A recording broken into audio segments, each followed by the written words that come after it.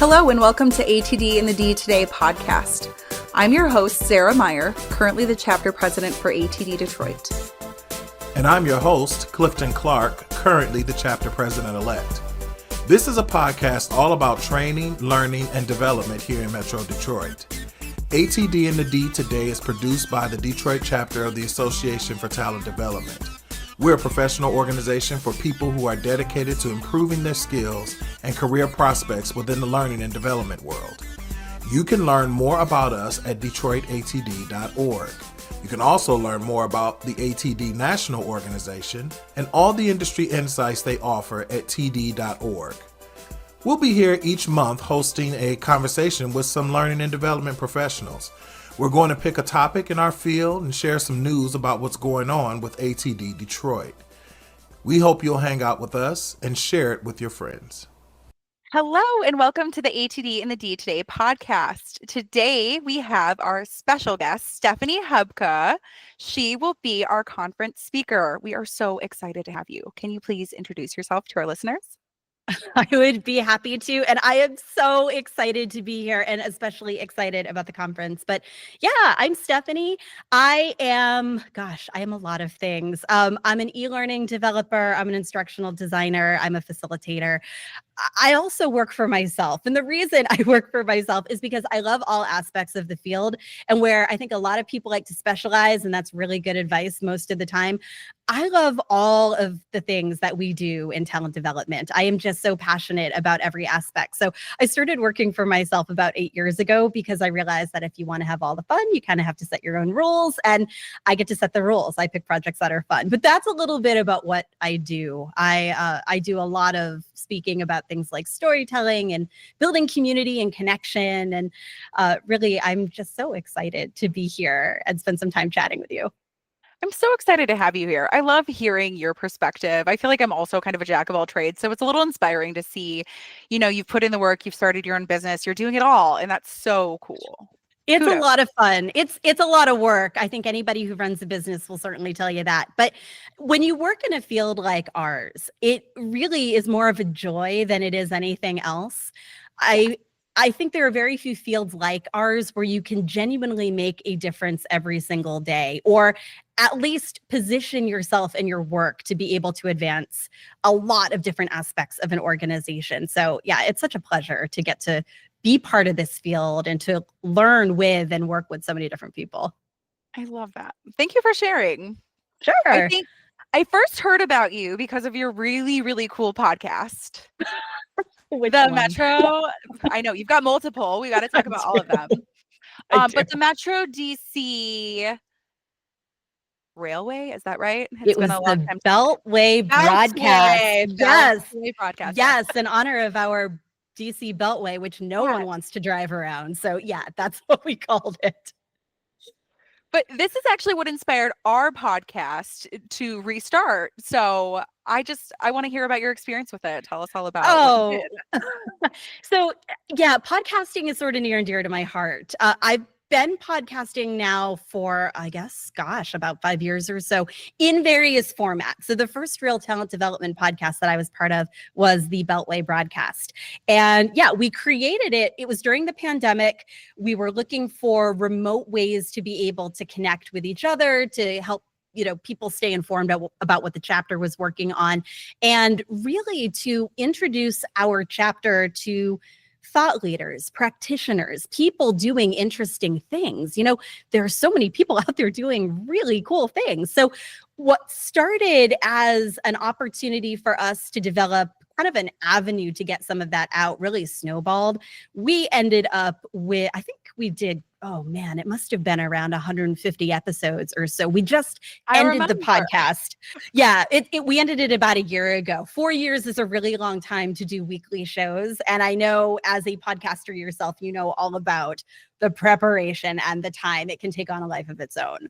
When you told me you did a weekly episode, I was like, oh my, I am doing a monthly episode. It was. I was really impressed with your work ethic, with like the quality of speakers that you had. It was really cool to see what you had done. Thank So you. Yeah, kudos. we had a blast doing it. We had a really good team. Mhm. So there were a couple of us who were co-hosts. We started out with 3. We ended up with 2 of us. We had a phenomenal producer. Her name's Helena. I have to shout her out. She probably wouldn't want me to shout her out, but she was the backbone of the podcast, which is, by the way, one thing I learned very quickly. If you want to take on something like starting a podcast, especially if you're part of a chapter or a volunteer group, putting together a team and making sure that you are as focused on the logistics as you are about putting together clean episodes, probably the game changer that a lot of people overlook. Because it's so easy to think about content first. Like, we've got to make sure that, we're interviewing the right people, or we've got cool topics or things like that. None of that matters if you don't have the back end, like how are you going to edit this thing, and distribution. All of these things are super important. So we had a phenomenal team who really just focused on all of those different angles. And that kind of freed up my co-host Chris and I to be able to have the best time. Because it's very much a great idea, because right now I'm doing it all. Well, so yes, volunteers, bring in the project team. I promise you will not regret that. You produce our podcast, send me an email. We strongly recommend it. Plus, it's one of the coolest ways to build professional development into your life. Wow. That's another little secret. So a lot of times you think, well, a podcast, yeah, it's going to be fun to do, but, to what end? One of the things that I took away from podcasting, well, there are a lot of different things, but one of the things I did, and maybe this was because I had to host, or not had to, I got to, but in the beginning, it felt like I had to because I was not a natural speaker. I was super nervous. And when I listened back to recordings, I was not really pleased because I had a lot of uhs and ums and likes and all these filler words because I didn't know any better. And there is nothing more humbling than recording yourself and listening back to what you actually sound like. So the professional development in that for me was, I think I'm a more polished speaker now, because I know to edit those words out before they even come out of my mouth. Not 100%. You will hear your ahs and likes and ums in this episode. Sure. I promise. But I'm a better speaker because of that. And that was not a takeaway I was expecting from podcasting at all. I really thought it was going to be more technical stuff.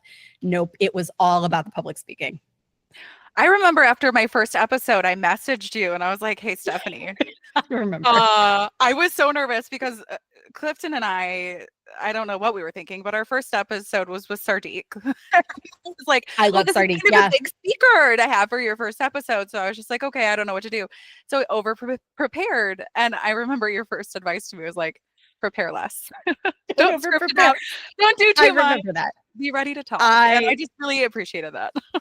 I absolutely remember that. But by the way, everyone over prepares. It's kind of like your first day in a new role. You want to go all in. You want to make sure that they know they made the right decision by hiring you. So you hit the ground running.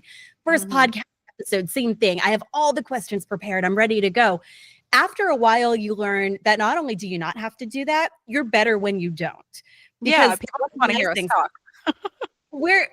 Any listener will tell you, you're really there for the conversation. You want to feel like you are sitting at the table, listening to people chat, almost like you could interject and ask a question or mention something or tell a story, even though, obviously that's not necessarily something you can do, not with a recorded podcast like these anyway. But that's the kind of feel that a lot of people are looking for. So one of the things I came to really appreciate about podcasting was basically giving space for the authentic conversation, just letting people share something, reacting in real time.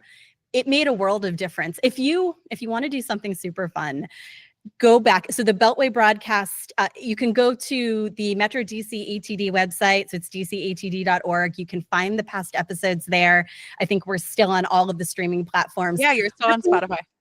We are. Yes, that's right. So if you go back, listen to any of the first 20 and then listen to any of the last 20. And it's a world of difference. Yeah. Which I kind of hate because I'm involved with it, but I love it's a professional development example. But anyone will say that, like anything you start, the first 50 times you do it, it's cringy.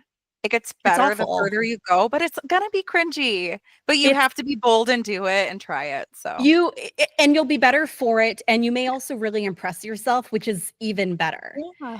There was a different podcast I was part of. It was a little bit more in the true crime genre. Oh yeah, I And was just gonna ask about this one. I want to hear well, all about this. You've I teased it will many times. before I tell you really what it was about, I will tell you about recording the first episode. Okay. My co and I, this phenomenal person, one of my best friends in the world, her name's Shelly. Shelly and I recorded our first episode 6 times. 6. Now, Believe the first episode, I'm pretty sure, was just us laughing for the first 5 minutes because we didn't know what to do. We had no idea how to start it. All we had to do is say, "Hi, welcome. We're so glad you're here." Could we do that? No, we just laughed into the microphones. The editing on that was the absolute worst. And yeah, we recorded 6 times because every time we listened back, we hated it. And a reason for that is because I think we were listening for perfection. We were not listening for the real experience, the pauses and the conversation points and things like that. But every time I think about podcasting, I cannot wipe that from my memory. Just it was so bad and we wasted so much time. But was that before the DC one? This was before the DC one, but not by You much. did not waste your time. You learned. Well, and then you had a podcast that other people saw. Thank you for that perspective. You may have just taken a nightmare for me and switched it around a little bit so that I won't think about that. Yes, you're right. That was a building block for so many other things. Sure. But yes, so the podcast, it was true crime. It was called Take to the Sky, the Air Disaster Podcast. And we told stories of plane crashes. Now, I want to also mention, it wasn't necessarily just about the crash. It was a very human focused and very story focused podcast. So our goal was not just to tell these often very dreary, very sad stories. It was also to look into what the human impact was. So how has air travel become safer on the heels of what we've learned from some of the worst or most surprising, or, in some cases, crashes that really, there wasn't a loss of life. There are many, many incidents where you don't have anybody who loses their life, but there's still a lot to learn. Yes. So we did a lot of storytelling and a lot of analysis as far as why air travel is still the safest way to go. That's interesting. I like that. It was funny. Not at all something I expected that I was going to be part of, but it was really Shelly's idea. She called me. It's funny. I really didn't know her very well when we got started with that, but she called me up. She also works in talent development. Okay. I was helping her out with a project. We'd been introduced through a mutual friend. I was doing some evaluation work for her. We kind of were becoming a little bit more friendly. And out of the blue, she calls up and she's like, "I have this idea for this podcast. And what do you think?" And we had this great conversation. And at the end, we hung up the phone and I was thinking, gosh, I'd love to be part of that. It is so cool. And a week later, she called and said, "Any chance you'd co-host with me?" And I was like, "I am writing my first episode right now." Absolutely. You never know. And I will also say, you never know, even in this field, where your next best friend is going to come from. I was just going to say this. I love that. I have been feeling that lately. I think, people don't say enough about why you volunteer. It's not just for the experience or whatever. It's for the friendships. Like, I have become really close with Clifton. I've become really close with my my co-chair for the conference events, Brandon. Yeah. I think, the more you interact with these people and get to know them, it's just like, oh, were we meant to be besties? This isn't what this is for. It's amazing. The fact that connections and friendships and, these really enduring relationships can form from things like working on a conference or building a podcast or volunteering for a chapter, which is something I am super passionate about.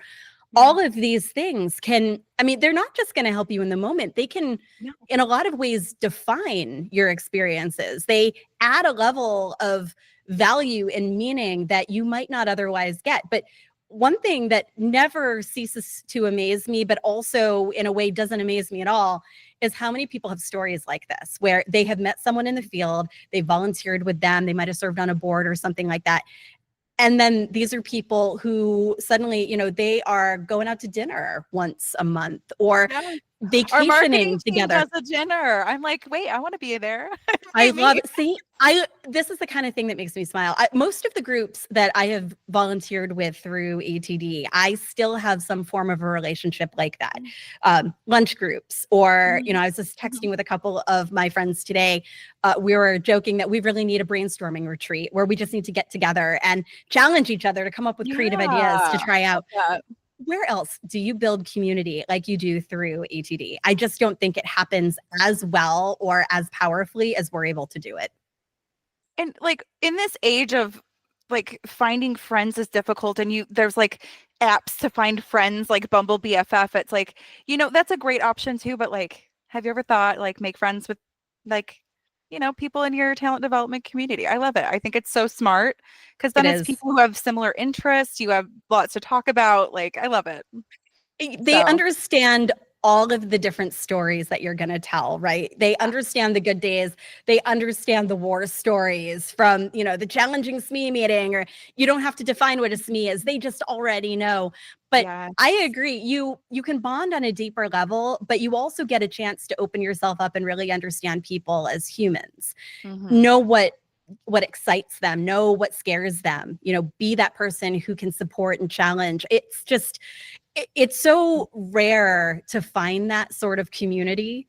And it's, like I said, one thing I think that the world of ATD does extremely, extremely well. Yeah. That reminds me of something challenging and scary you recently did. Which one? Oh, wow. You've got it. You've got it in your hand. I do. Oh my gosh. So yes, the girl's on the cover of the magazine. If you can't see me, if you're in your car, she's on the cover of ATD magazine for the June episode. It's Channel Your Storytelling Superpower. She told me the story, and it's crazy. So please tell our listeners. We should totally talk. I can tell you the story of how that article came to be, and we could totally talk about storytelling, which is, obviously my favorite thing. I have written articles for TD Magazine before. It is always an honor and a privilege and a pleasure to be able to do it.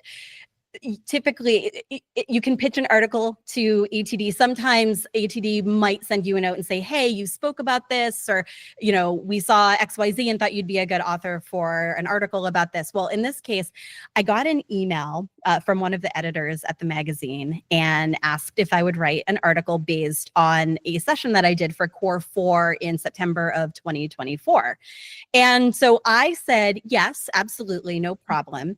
And then promptly kind of forgot about it. And the reason I forgot about it is because when I said, yes, I would love to write this article, I was in the hospital with pneumonia. And I agreed to a lot of things while I was including our conference. Yes, I agreed to the conference. I agreed to speak at Tech Knowledge. I agreed to work on the advisory board for Core 4. I agreed to write an article. It was really difficult coming back and going through my email and being like, oh, wow, I'm going to be really busy for a while. So that's how the article came to be. And so then I got this, they always are great. They'll send little reminders just checking in. And I got a reminder about a week before and was like, oh, this is good. Oh, yeah. I'm glad you sent this, because ordinarily I'd have the draft ready, but instead I'm going to sit down and do it.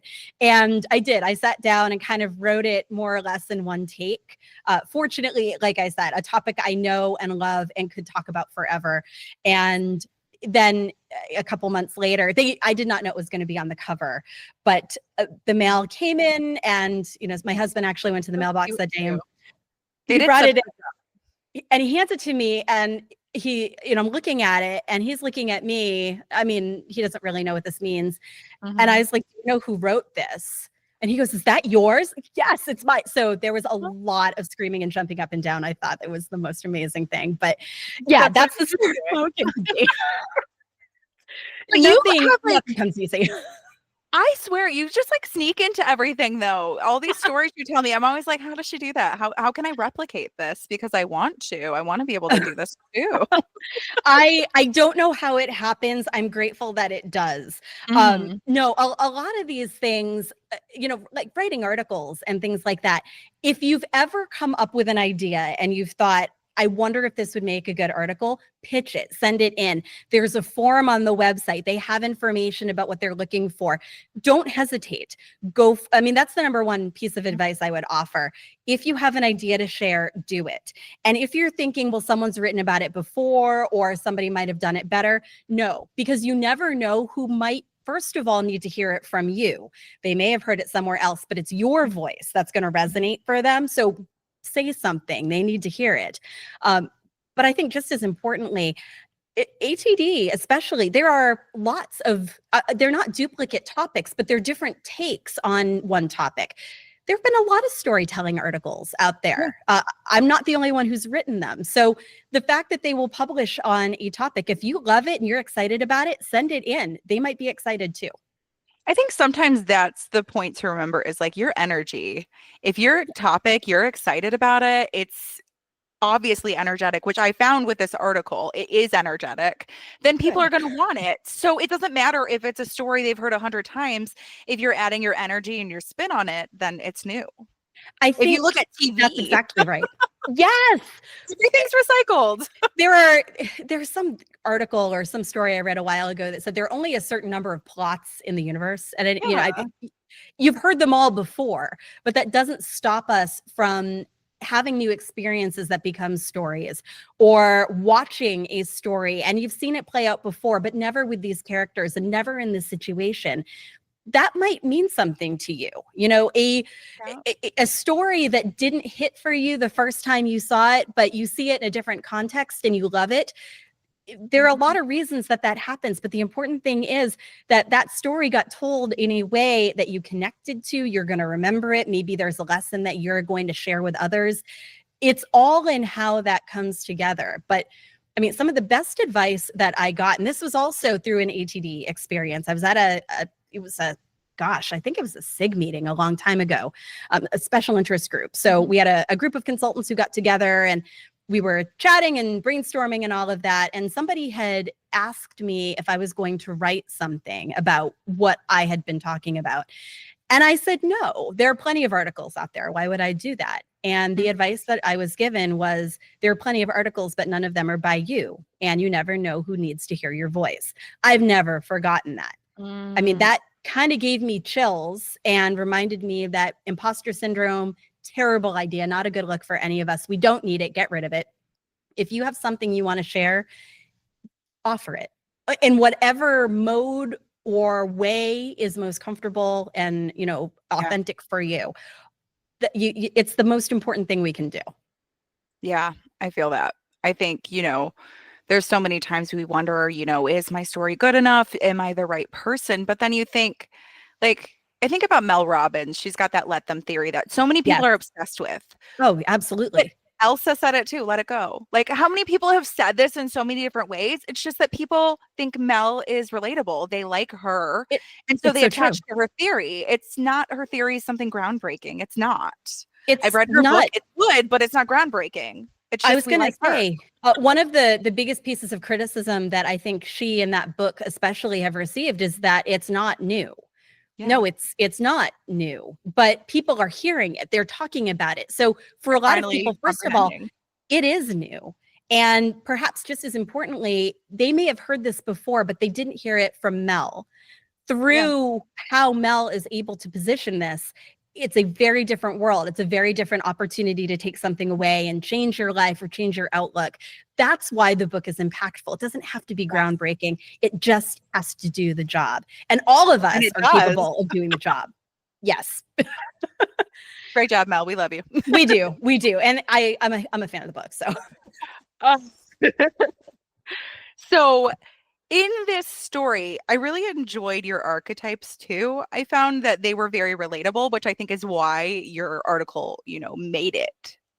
Because you had the motivator, the problem solver, the entertainer, the empath. I thought, these are all very relatable. I could see myself in each of them. And I was just going to say, a lot of the questions that I've got from people or the feedback is I'm multiple archetypes. There are a couple of different things that I feel like I fit into, where sometimes I'm one, but other times I'm another one. And I love it when that's the feedback, because these are really defined as superpowers. So Yeah. you may have one that you lean into time and time again, tried and true, always going to work for you. And you may have a couple that work for you. If you're really good, you've got a couple and you know when and where to use them both. It's really about identifying them, knowing what they are, and then thinking about how you can put them into action in a way that's really going to drive your progress forward, unite your team, get them thinking, whatever it might happen to be. But that's the nice thing about it. You could be all four of them. And in fact, my hope for everyone is they find a way to do that, because all four of them are really important. These are great qualities. They make sense in most situations, but it's knowing when to flex between them that's the challenge and the opportunity. So much of that. So all of this storytelling, I love storytelling too. For anyone who doesn't know, I used to lead our storytelling SIG group. It's also a passion of mine, and I love that this has been a journey for you. How did you get into storytelling? Who are your favorite storytellers you've heard from? Tell us all the tea. Oh, you're asking the tough questions. Let me give you want another really embarrassing story, because Absolutely, I'm just always. absolutely loaded with embarrassing Always. stories. So the very first time that I presented a session at ICE was in 2018. And it was on storytelling. Now, I had started working for myself in 2017. So by the time the RFP opened for ICE, it was July of 2017. So I had until August, and I thought, well, I'm not going to get selected. What I need to do first is think about how I would structure a proposal, what I'd speak about. And then, I'll submit, I'll get some feedback, and I will have a clear direction so that when I'm ready to speak, I will be able to put together a proposal that they cannot say no to. Yes. An important thing to mention is that although I do a lot of different things in talent development now, I didn't start that way. I spent the first 10 years of my career in e-learning. I didn't have an opportunity to do front of the room. I didn't have an opportunity to, really a lot of different things that I really enjoy doing now. And like I said, the reason I started working for myself is because I wanted those opportunities. I wasn't getting a chance to do all that stuff with previous employers. And so now as my own boss, I get to do that. So that was really kind of the reason that I decided to go into the world of self-employment. But I had not spoken before at a conference. I had done a bit part for ALC, which is, the chapter conference that a lot of us are able to go to every year. I wouldn't call that really front of the room experience. It was a tiny little section as part of something bigger. So I submitted my proposal to ATD for ICE. And then 4 months later, I got a note in my email saying, congratulations, you've been selected. And so I had the first of many panic attacks, because that wasn't how it was supposed to go. I was so excited to have been chosen. It's a huge honor to take the stage. I'd never spoken in front of a group before. I had no idea how to prepare myself. Exactly. See, it is really difficult. Instructional designers don't have that experience. Right. Not all of us are able to just turn that on. I'd been to presentations before, but I didn't necessarily know how to deliver one. So I thought, okay, maybe not a lot of people will show up, and that would be wonderful. So anyway, we fast forward. I find out that my session, no one shows up. Honestly, I'm like, just nobody come, it'll be fine.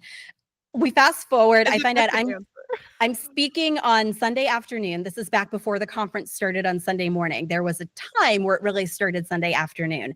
And I figured this is a travel day for people. No one will go. If I get 25 people in the room, this is an enormous success. So I walk in a half hour early. I set up, the session started at 3:00, and at 2:50, they closed the doors because they had run out of seats and we couldn't fit anybody else in. This is bad. This is really bad. So I did this is great. No, because what I did, what I should have done is smile and walk around and say hi to people, the things I do now. No, you know what I did instead? I walked around the curtain at the back of the room and hyperventilated for 10 minutes when I really didn't have time to do that anymore, and then had to go out and actually. Well, but I bet you felt better after you hyperventilated. I can't say that I did. I can't say that I felt anything for the first 10 minutes of the presentation. It ended up going really well. At least the feedback. If the feedback was really autopilot. But I'll tell you that's a very long story to get to your question, which is why storytelling. I chose storytelling as a topic for two reasons. One, because I love stories. Everyone has phenomenal stories. I have never met somebody who didn't have a wealth of storytelling ability. And that's just a very human characteristic. And for me, storytelling is so ingrained in what it means to design, develop, and deliver training. Talent development is a human profession. It's the reason a lot of us are here. We have an opportunity to showcase that by bringing storytelling into the work that we do. And we can do it at every step. There's an opportunity to insert storytelling, or at least use storytelling as part of the approach at every single step of the process. If you use ATD, take your pick, it's going to fit in there. Yeah. So that's really why I picked it as my first session topic, because I was really excited about the idea of bringing that to light. There are a lot of people now who are part very of that. applicable. Yeah. And I thought of all of the things out there, that's probably something that I could speak about for an hour. It wasn't a full hour since we had a few activities in there, but it really, there are an awful lot of people who will do the whole hour. I can't do it. You got to come sit through it. So thank you. Come to the session, but be prepared to do a little bit of work. That's very important. But yeah, it's really kind of the beginning of where I saw storytelling as not even necessarily just being something we should be aware of, but being a real skill that we can develop, being a part of a conversation that we should be having as we're thinking about how we're going to build a learning experience. And I'll also say it's something a lot of people struggle with, not because they can't tell stories or don't know how to tell stories, but a lot of times people have this impression that storytelling is somehow unprofessional. It's not. It's never unprofessional. I mean, I will add a caveat that says, yeah, there are some stories you might not want to tell as part of training. If you're telling a story, that's not if it happened at 2 a.m. in college, let that one slide. Like, we're not, maybe not there, like save that for break at the very least. But really, people learn best when they're telling stories. I mean, their brains are wired for it. It does. If you give people facts, they might remember some of it. They're going to forget a lot of it. If you tell a story, they're going to remember the story. They're going to have a takeaway from that. I really love that. And I love the fact that you can share something with somebody and they're going to carry that piece of what you offered with them. They may share it. Most importantly, you might tell a story and that might get them thinking about a story of their own. They're going to connect. They're going to realize you share something in common. By telling your story, you might have validated their experience. Yeah. No matter what angle you go in with storytelling, you're moving in the right direction. Absolutely. I agree. Such a cool, fun topic. Did you tell me? I can't remember. Did you tell me of your favorite storytellers? Do you have any offhand? I know. I'm actually gonna. You know what I'm gonna say? It's a little bit of a cop out because I'm not sure I have a true favorite. I feel like mine are all screenwriters. So that's kind of one of the angles I was thinking about. Like, a lot of the stories that I've loved have come through, say, movies or TV shows or things like that. But you know what I'm going to instead say? There's a podcast. They do main stage shows. There's a group called The Moth. And oh my God, I was thinking about them earlier. Okay. So you've have heard it in of Detroit too. I had an event for our group one year. It was only me and Clifton who came, but we had a blast. Honestly, I mean, I would sit alone in those rooms and listen to stories. I would. During the pandemic, I set a goal for myself to walk 10,000 steps every single day because, let's be honest, there wasn't a lot else going on. I might as well go outside for some fresh air. And so every morning at about 6 o'clock, I would put on my sneakers and I'd go out the front door. I'd put my AirPods in and I would listen to an episode of The Moth, because typically those episodes run about an hour, which is how long it would take me to walk around the neighborhood. Perfect. I got out of bed before my alarm for those stories. Some of them, and that's the thing, some of them you never forget. Some of them shock you. Some of them, honestly, I had trouble following. All of them, I found such value in. I loved listening to those experiences. I loved it when I couldn't relate even. I think that's really another sign of a great storyteller. There are times where it's like, I've never been in a situation like that, but I feel what you are expressing, and I am either I'm with rooting. you. Yes, I'm rooting for you. In some cases, I'm rooting against you because I already know where you're taking me, and you're going to tell me you did something wrong. I'm good with that. I got up every day and listened to that. So I think the kind of the cop-out answer that I would give you is, I love listening to stories from real people. I agree, like personal stories. Have you been Yeah. to a moth event? I haven't, not a live one. I am dying to go to one. I will. I'm literally going to look up if there's a Detroit one while you're here. Please do. Because I would 100% go to one of those. I think they're so fun. It's such a cool experience. Maybe I'll have to put another one on the calendar and force people to go in a couple months. First of all, I'd love it. I've occasionally considered submitting to it. I think I'd want to go to several before I really got brave enough to do it. Submission there is a little wild. It's just like really wild. Write on a piece of paper there. And then you also, every single guest is given a piece of paper where they write like a Twitter story. So like 250 characters. You just get those 3 lines. That's it. And it was so fun. Like they were drawing names out of a bag and people were like, I feel like if you go to one of those and you've done the proper preparation, the mental, the physical, if they call my name, what will I do? You must be on top of the world when you get called. Because for a lot of people, sharing that story is huge. In some cases, listening to the podcasts, which are, taken from the main stage shows, a lot of those stories are, they come across as things people really haven't talked about before.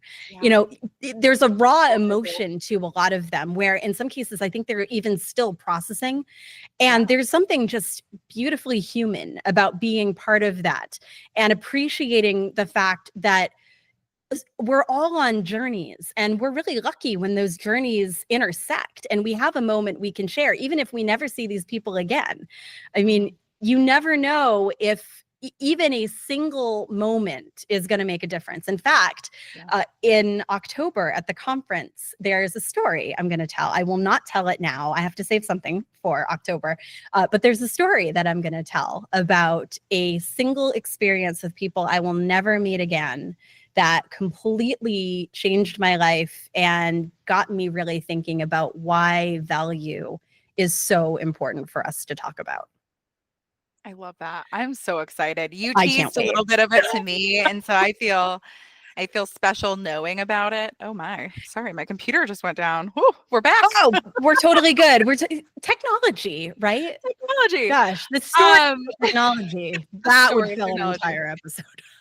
But I loved this story that you were telling me on how like it was so personal and impactful to you. I think that's why it's going to resonate when the conference happens, because like it was just so real to you, so special. I think a lot of us have stories where if we think, about a person who changed us, an event that changed us, we've all got something. Sometimes they're huge. Sometimes they're monumental. A lot of times they're not. The only world that really changes is our own. But that's plenty. That's enough. I mean, living for those moments is about the best life you can have. I've always been into storytelling because I just tend to view the world as hilarious. And same. so like, I'm just like, always just like, remember that one time when I was 21 and after the Pirates of the Caribbean movie showing, when we dressed up, I just decided to break up with my boyfriend. Like, I just think about that and I'm just like, like, why do I do these things? I don't know. But like, you look back and you're like, that's hilarious. Like, this is why I love storytelling, because it's just like, it's amazing how, and I think what you just shared is exactly it. You can think back to one experience or one moment, and there's probably a story that surfaces in some way. Yeah. And it's fun to think about how, and you may not even recognize it in the moment, but years later, you realize how much of an influence it's had on you, or how just downright funny it was. Yeah. Just the fact that you were in that position at all. I think a lot of us probably have that in some way, and it's just such a game changer. Yeah, it's just like, you look back and you're just like, I guess let me change my direction. The reason I even thought about that was I was listening to something, the guy from How I Met Your Mother, the tall guy. Oh, yeah. what's his name? Who knows? I'll add it in the comments if you can't think of it. But he was talking about how he got into writing because someone was like, I just love your perspective on life. Like, you just think everything is funny. And so no matter what you do is going to be funny. And that's how he wrote the script for Forgetting Sarah Marshall. Is that the name of that one? Because it was a real life event that happened to him. I did not know that. Wow. It was a real life event that happened to him, and just his perspective and his hilarity about the moment. I'm not going to tell the moment because it's kind of like R-rated. Yeah, I get but the moment that happened was a true real life story for him, and so that's why like that story got so big and the movie was so funny because it was real. There are so many things that happen to us where, yeah, in the moment it feels like nothing. One thing, I don't know why this popped into my head, but even just the way I got into talent development, I know, a lot of us are here accidentally. We didn't necessarily plan for this. I know when I was in college, this wasn't a major that existed.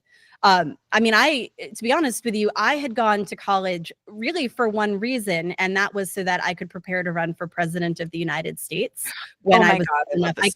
I kid you not. This is so ridiculous and so on brand. You and I are so similar. I have a lot of things that are, just terribly, terribly wrong in my world, but my belief that I should grow up and run for president was chief among them for a while. You should.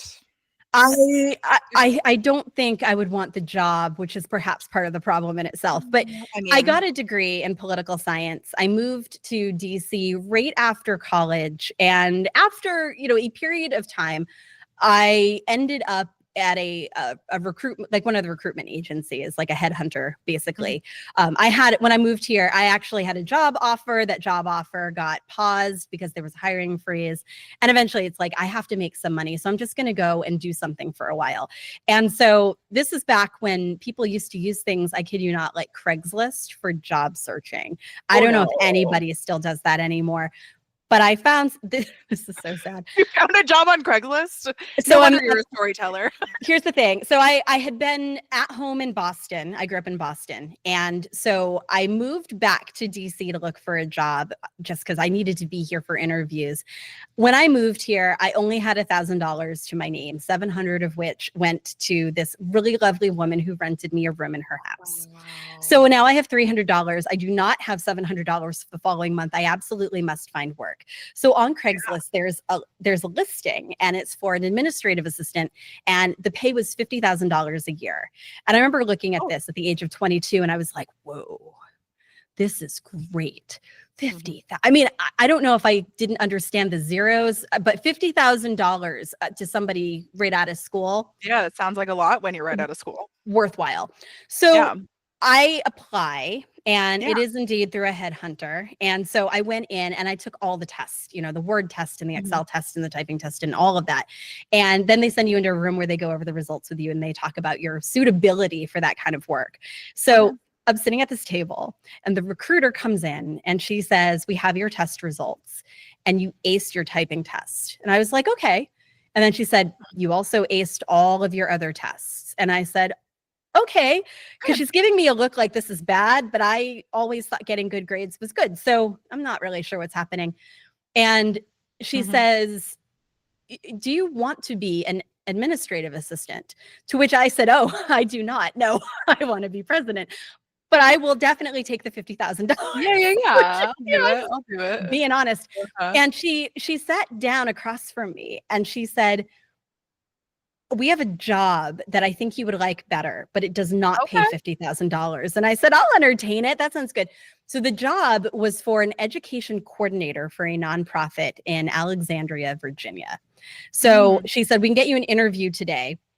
Great. So sure enough, they get me an interview that I walked in 2 minutes late for because I didn't have the physical time to get from the headhunter to this office. So I walk in a little bit late. I have no idea what the role is. I don't know what an education coordinator is. And I end up sitting across the table from this woman named Holly.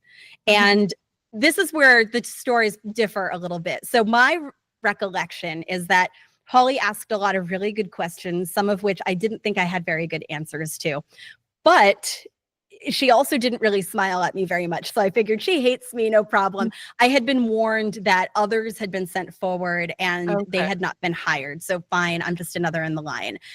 If you were to ask Holly, and I have done this before because fast forward a little bit, Holly and I are still great friends. She actually, she was part of my wedding when I got married. Wow. I mean, that's how Look at close. you really make friends with people. This is how close we were. What Holly remembers is that I walked in and I smiled a lot and my suit was too big for me. And when she asked me where I saw myself in 5 years, instead of saying here, but hopefully in a managerial role, I said working for myself, which I guess is something you weren't supposed to say at 22, but honesty and all that. Good for you. The next morning I got a call that I got hired, and it was a temp to perm job. And I thought, this is great till I get into the job where they had the hiring freeze. And 2 weeks into this role, I was managing a certification program. I was helping with some e-learning trainings. Oh, wow. I said, I can't do anything but this work. I love this. And I've been in the field ever since. So I'm very grateful to Holly, not just for her friendship, but for giving me that first step into a field that I wouldn't be me without. I love that. Oh, butterfly effect. It is. It is. I mean, it is the way we are all connected, but it also makes me laugh because, my version of what happened, the way I experienced that story is so wildly different than the way she experienced it. She didn't remember me showing up 2 minutes late. She just remembered that I said I didn't want to work there in 5 years, which, I admit should have been a misstep that did not get me the job, but fortunately, it's a humor. I love that. I love that. It's That's ridiculous. so fun. I think there's so many moments like that for all of us, right? You meet people and then they're just like they're helping you lay the ground for later. Like she changed the trajectory of your career. Other people later on, maybe you make a really good connection, a friendship, and then you need a job and they're there for you. Like these connections are huge. And it's the reason why there's just so much to appreciate and find value in this profession specifically. Yeah. I mean, I think about all of these moments that I've had, and I love hearing about the moments that other people have had. Most of us have experienced them in some way, especially if you have an involvement with an ATD chapter. It's like we were talking about. It really does make a difference. But it's something that I just absolutely... I get excited about it all the time. I love those stories. I love that. I think that was everything we had to talk about today. Am I right? Did we get there? I think we actually went through everything we planned to talk about today. Yes, indeed. Even without an outline. Look at us.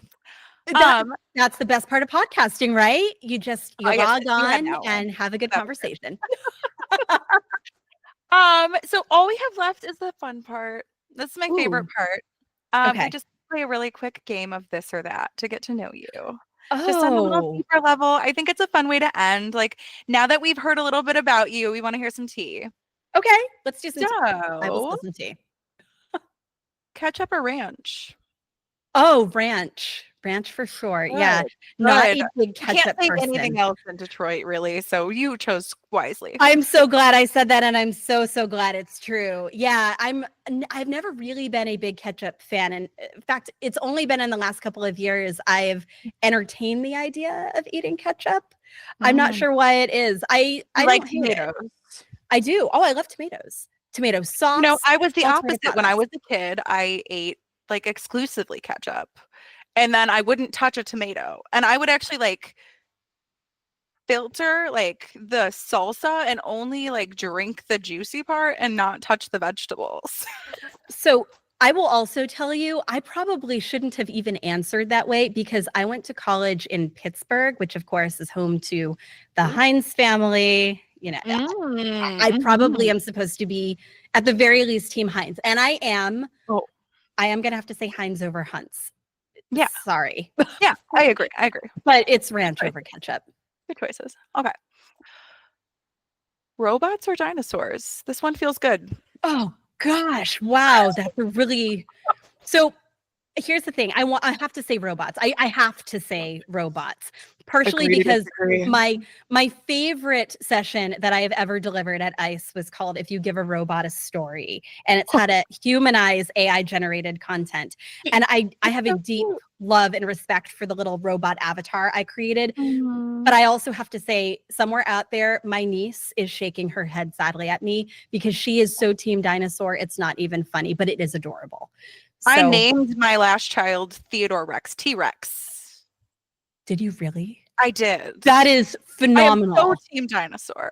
Oh, it's okay. I kind of want to say they're tied now. So you know why I have a soft spot for the robots, but and I also grew up at a time where Land Before Time was really big. I mean, I had the Land Before Time nightgown and the sheets and the stuffies. That VHS worn out. I think I did too. I think we had to buy a second one because I kind of watched it, 3 times a day after school. We should really say that's the best story. The end. It is a heartbreaking story. I also think elements of it are just not right for kids. I mean, look what happens in the beginning with poor Littlefoot's mom. I mean, these are tough times. Me back. A lot of those movies went directions I think maybe they might not have gone. Speaking of storytelling, maybe a few revisions would have been okay for certain audiences. But yeah, my children will watch the old ones. Oh gosh, I will only watch the old ones. It's wild. It's really different now. Okay, I had a really good one. Oh, when you are dancing, are you air guitar or air drums? Which one? Oh, I'm an air guitarist. They both feel good. I feel like maybe guitar though. It's like the natural, but the drums are fun too. The drums are, so here's the thing. I'm definitely a drummer in the car. So especially if my husband's driving, if I'm shotgun and a good song comes on, I will totally lay out some air drums. But dancing, I am an air guitarist, and I am not ashamed to say that. I love that. Okay, hold on. I'm gonna do like 2 more. All right. Ooh, would you rather be embarrassed or be afraid? Oh no, I don't want those things. Those are terrible. You know what? Oh gosh, I can't believe I'm gonna say this either.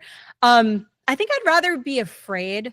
I am not very good at embarrassment. I am getting better at. That's a growth area for me. I hate like thinking back about things and thinking, oh, I shouldn't have said that, or I would have done that differently.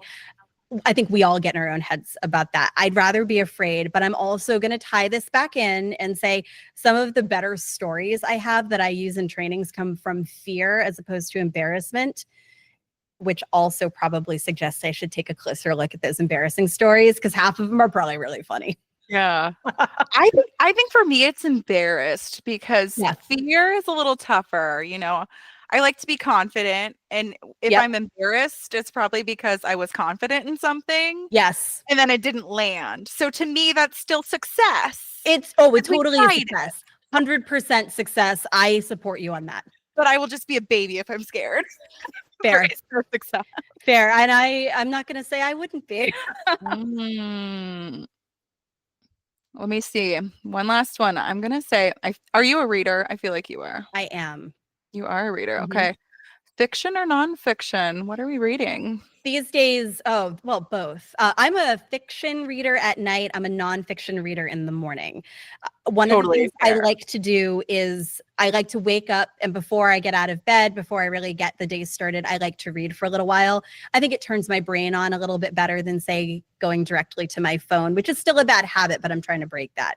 Yeah. At night, I can't read nonfiction because my brain turns back on, and next thing I know, I've pulled up my phone or grabbed a notebook and I'm jotting things down, and then I never sleep. So for the sake of my sleep routine, I am both, but it has to be at specific times of day. I love that. I have a hard time reading at night. I'm a journaler at night, not a reader at night. I think that helps me brain dump enough so I can finally sleep. Yes. Write some thoughts down. Yes. I'm really heavy in the self-help books. I don't know. I feel like I love therapy. My go-to.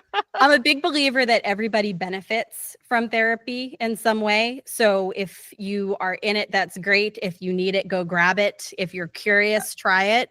But I think self-help books are a really good opportunity as well. And I agree. I mean, They get you thinking, they get you normalizing in some cases. I mean, sometimes you just need to read that things are okay in order to calm your brain down a little bit. I love a good self-help book. I appreciate like the perspective. I feel like usually I'm I like, do. oh, it's not as bad as I thought it was. We're doing okay. Absolutely right. A lot of Here's times, some ways to do better. the world is so big and noisy. It is so easy to forget that you're doing okay, or worse, to just not focus on the okayness, or Yeah. to be okay with okay. A lot of us are, we strive for good or great or excellent or best or whatever this, the word is that you want to choose. None of Mhm. those are particularly productive. I mean, certainly have goals and try to grow. And I'm not saying you shouldn't do that, but Yeah. I think we minimize the fact that sometimes okay is exactly that and exactly what you need. And it's okay if that's also what you want. Yeah. Agreed. Yeah. Well, thank you so much for coming today and chatting. I love getting This to was know you so fun. better. This was so fun. This makes So me so fun. excited for October. We're going to have such a good time. I will also say for everyone who's joining us, bring your stories, bring your experiences. We're going to use some of those. We're going to definitely want to hear about them. I can't wait for you I to can't come. wait. It's going to Thank be you. amazing.